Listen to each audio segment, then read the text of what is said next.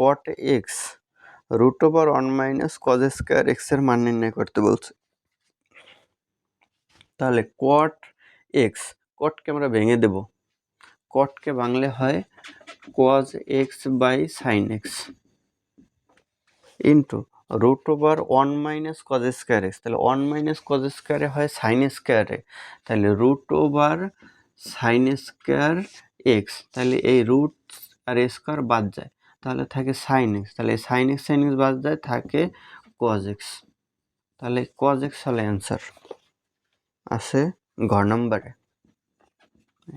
একবারে 2 line answer বের হয়ে গেল।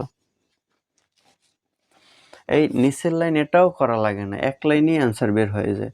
যেমন আমরা দেখতে বইতে দেখা যাচ্ছে কি আমাদের প্রশ্নে আছে cot x root over 1 minus cos square x, cot x পেলাম আর 1 মাইনাস কজ স্কোয়ার এক্স ও জায়গায় সাইন স্কোয়ার এক্স পাবো, এই কারণে ওই কট এক্সকে ভাঙলাম, কট এক্সকে ভেঙে cos x by sine x করলাম, আর 1 মাইনাস কজ স্কোয়ার এক্স কি সাইন স্কোয়ার এক্স করা যায়, আবার রুট ওভার আছে, তাহলে রুট এক্স বাদ যাইয়ে সাইন এক্স থাকে, তাহলে সাইন এক্স বাদ গেলে উপরে কজ এক্স, এইটাই হলো অ্যান্সার।